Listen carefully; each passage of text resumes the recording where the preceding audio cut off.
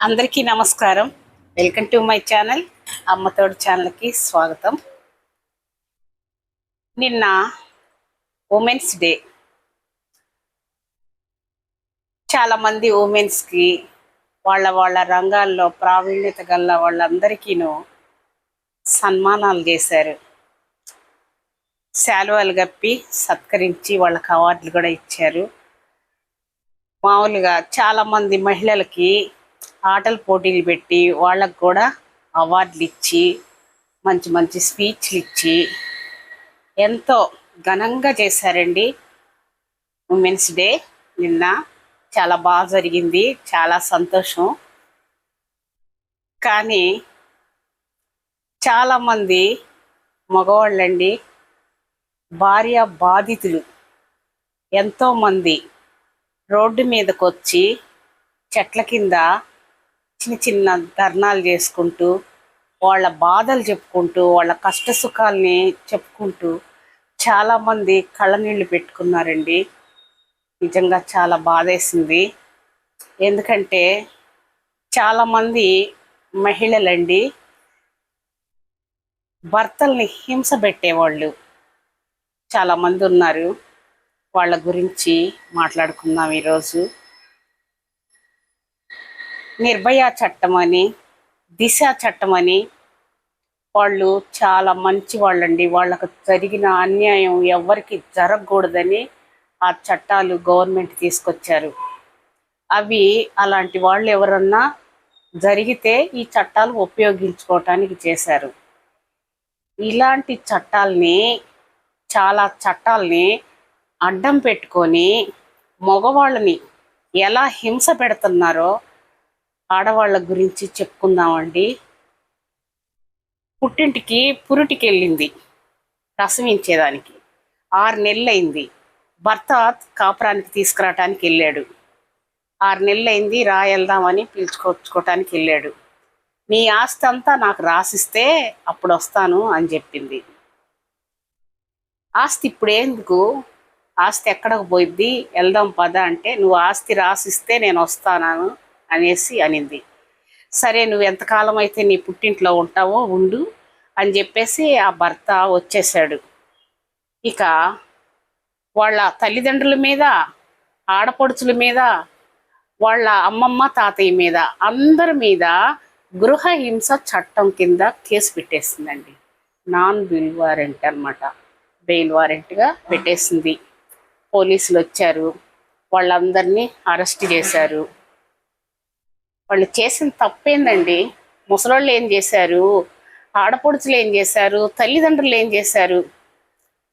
ఇక అతను అతుల్ సుభాష్ లాగా చనిపోకుండా ధైర్యంగా కుటుంబానికి అండగా ఉండి అతను ఉద్యోగం కూడా పోగొట్టుకొని కోర్టు చుట్టూ తిరుగుతూ డబ్బులన్నీ నష్టపోతూ ఆ కుటుంబానికి అండగా ఉన్నాడండి. ఇంకొక ఆవిడ ప్రియుడిని తోటి చెప్తుందంట, ఈ రాత్రికి భర్తను చంపేయాలి, వాడుంటే మనం కలుసుకునేదానికి లేదు, వాడు చచ్చిపోతే మనకు ఏ అడ్డు ఉండదు అని చెప్తుంటే ఆ భర్త ఈయన్ని కేసు పెడితే ఇక ఈమెను పిలిపిస్తే, వీడికి పెళ్లి చేసుకున్న కాడి నుంచి నా మీద అనుమానమేనండి, వీడు ఎప్పుడు నన్ను ఎప్పుడు తిడతానే ఉంటాడు, నన్ను ఎప్పుడు హింస పెడుతున్నాడు, టార్చర్ పెడుతున్నాడు, మళ్ళీ వచ్చి కేసు పెట్టాడు నా మీద అని చెప్పి గుండెలు బాదుకొని ఏడ్చేసరికి ఆడవాళ్ళ మాట నమ్మి వాళ్ళిద్దరిని కూర్చోబెట్టి కౌన్సిలింగ్ ఇచ్చేసి పంపించారు. అతను స్వయంగా విన్నాడు. అతను ప్రశాంతంగా ఇంట్లో ఎట్ట పడుకుంటాడు, ఎలా నిద్రపోతాడు చెప్పండి? దాంతో ఎలా కాపురం చేస్తాడు? ఇలాంటి ఆడవాళ్ళు ఎంతమంది ఉన్నారండి. ఇక ఇంకొక అతను పేద కుటుంబంలో నుంచి పుట్టి అతను పెద్ద ఆఫీసర్ అయ్యాడు. కట్నం తీసుకున్నాడు, మంచి జాబ్ వచ్చింది, కట్నం తీసుకున్నాడు, పెళ్లి చేసుకొని కాపురం పెట్టాడు. ఆవిడ వీళ్ళని చూస్తే పేదవాళ్ళు కదా, వీళ్ళంటే చాలా చులకన అనమాట. ఇతనేమో పెద్ద ఆఫీసరు, ఇతను బయటికి ఏం చెప్పుకోలేడు, అతను వీక్నెస్ పట్టేసింది. ఇక రోజు ఇంట్లో గొడవలే, పెద్ద పెద్ద అరుపులు, గొడవలు. అసలు ఇక ఇల్లు రణరంగం అన్నమాట. అంటే అందరూ ఇతను ఆమెను కొడుతున్నాడని అనుకుంటున్నారు చుట్టుపక్కల వాళ్ళు. ఆవిడ అతన్ని కొడుతుంది. ఇక అతను బయట చెప్పుకోలేడు. బయట ఇక చెప్పుకునేదానికి సిగ్గుపోద్ది. ఎందుకంటే పెద్ద ఆఫీసరు, ఒకళ్ళకి చెప్పాల్సినోడు. ఇతను చెప్పుకోవటానికి నామోష్ అయిపోయి తల్లిదండ్రులు చెప్పుకుంటే బాధపడతారని ఎంతమంది ఇలాగ నరకం పడుతున్నారండి ఆడవాళ్ళకి. ఇలాంటి వాళ్ళకు కూడా చెయ్యాలండి సన్మానము.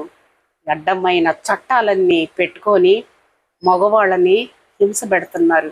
ఒక పక్క ఆడవాళ్ళకి సన్మానాలు చేసి వాళ్ళకి శాలువలు గప్పి అవార్డులు ఇస్తుంటే, ఒక పక్క చెట్టు కింద అల్లాడుతున్నారండి భార్య బాధితులు. ఆఖరికి పశు సంవర్ధక శాఖ అని పశువులకు కూడా ఉంది, మెన్ కమిషన్ మాకు లేదని చెప్పి బాధపడుతున్నారు. నిజంగా అలాంటి వాళ్ళని చూస్తుంటే చాలా బాధేస్తుందండి. అలాంటి వాళ్ళకి ఖచ్చితంగా చట్టాలు రావాలి. ఎందుకంటే పోలీస్ స్టేషన్కి వెళ్తే ఆడవాళ్ళు ఏది చెప్పినా వాళ్ళని చెప్పిన వాళ్ళందరినీ అరెస్ట్ చేస్తారు. మగవాళ్ళు కానీ ఏదన్నా చెప్తే నువ్వు కంట్రోల్ పెట్టుకోలేకపోతున్నావు అని, ఎందుకురా ఆడదానిలాగా ఏడుస్తున్నావు అని చెప్పేసి వాళ్ళని అవమానించి భార్యని పిలిపించి కౌన్సిలింగ్ ఇచ్చి పంపిస్తున్నారు. ఇక అది ఎంత రెచ్చిపోయిద్దండి. అలాంటి ఆడవాళ్ళు ఉన్నారండి. కానీ చాలామంది మంచి వాళ్ళు ఉన్నారు. ఎంతోమంది మంచివాళ్ళు బాగా కాపురాలు చేసుకొని బిడ్డల్ని కుటుంబాన్ని అభివృద్ధి చేసుకునే ఆడవాళ్ళు ఉన్నారు. అలాంటి ఆడవాళ్ళకి ఈ చట్టాలతో పని లేదు.